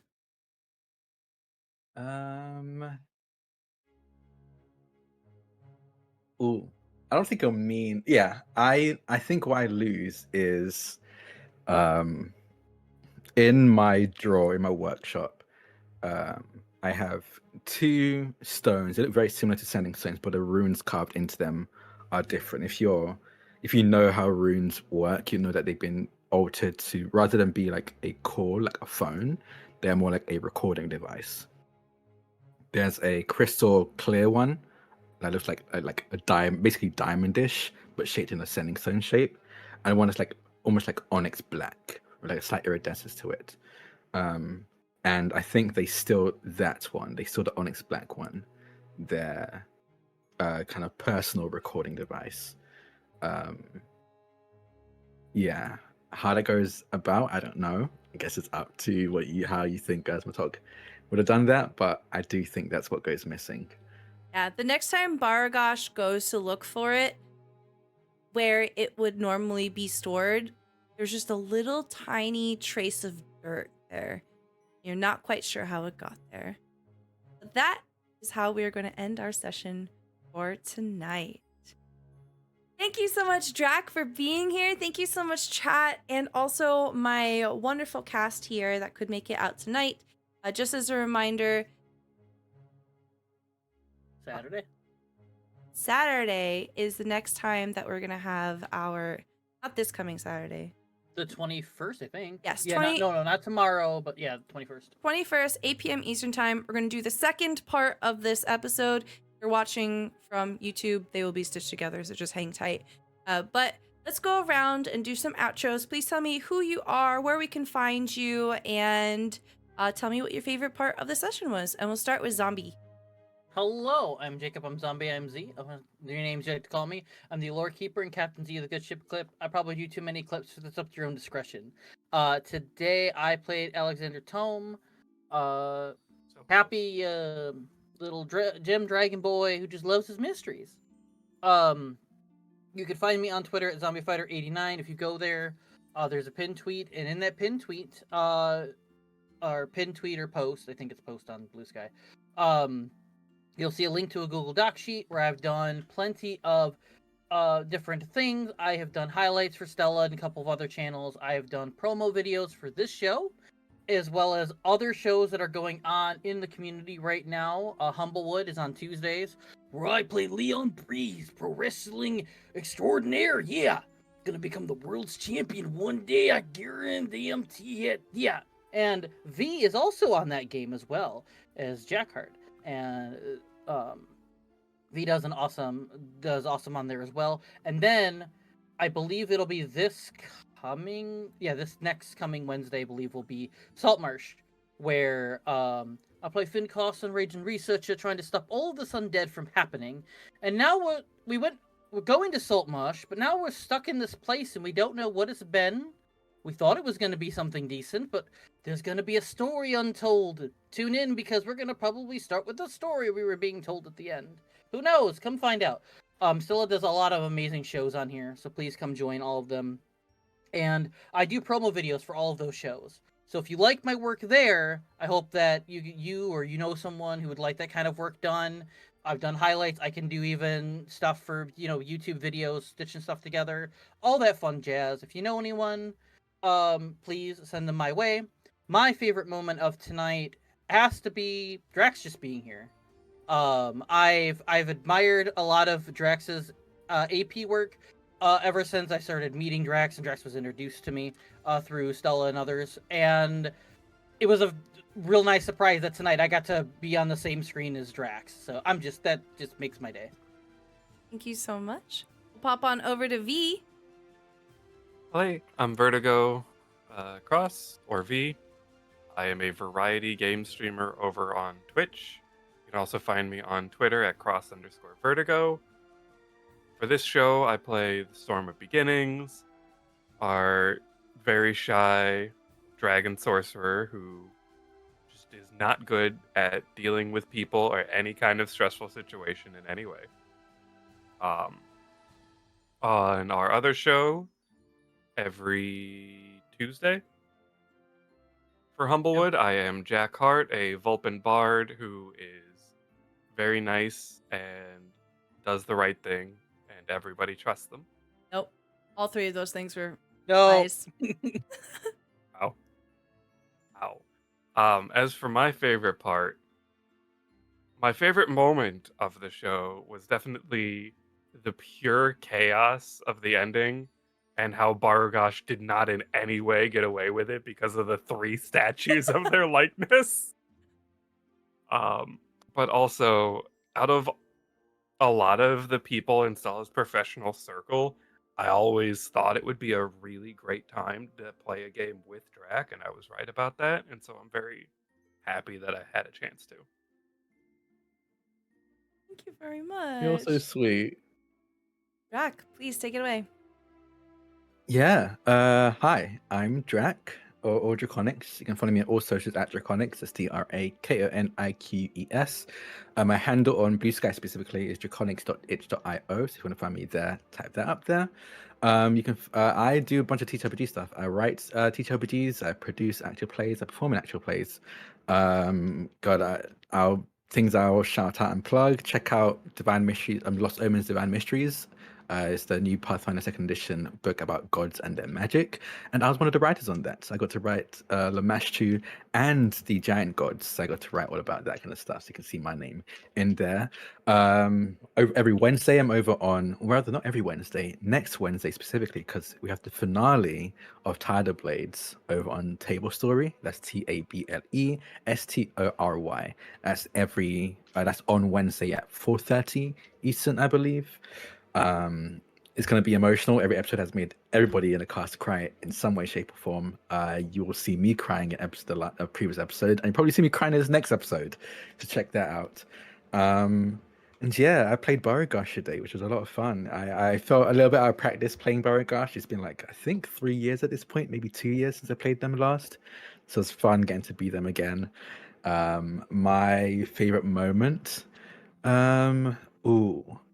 I mean, other than the beans, I did not expect that to happen from the beans, but other than the beans, I think my favorite moment was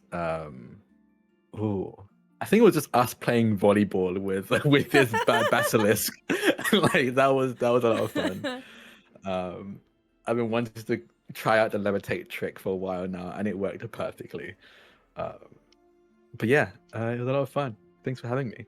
Thank you for being here. I'm Stella Luna. Thank you so much for being here. Really appreciate it. My favorite part was where you just levitated the thing and it just couldn't do anything, and I just made a bunch of noises for like 30 minutes. That was awesome. Yeah. So full transparency, Barugash is not level 1, obviously. Yep. And yeah, a basilisk is like CR3. So it would have absolutely just annihilated Alex and Storm. But I was like, this will be fine. This will be really fun. Yeah. And I'm really glad that none of them had to re-roll characters tonight. It was close because I showed Stella my character sheet. I built Barugash to have absolutely no offensive spells other than Firebolt. Everything else is utility, like things I imagine a inventor using in the workshops, like levitate to like lift heavy things to work on them underneath them, like heat metal to work on like smithing metals. Nothing that actually dealt like massive damage. So when levitate worked, I was like, thank goodness, because if levitate didn't work, I don't know what I would have done. Thank you so much for being here. I hope everyone has a wonderful night. We will see you on Saturday, the 27th. Have a good night, everyone. Bye!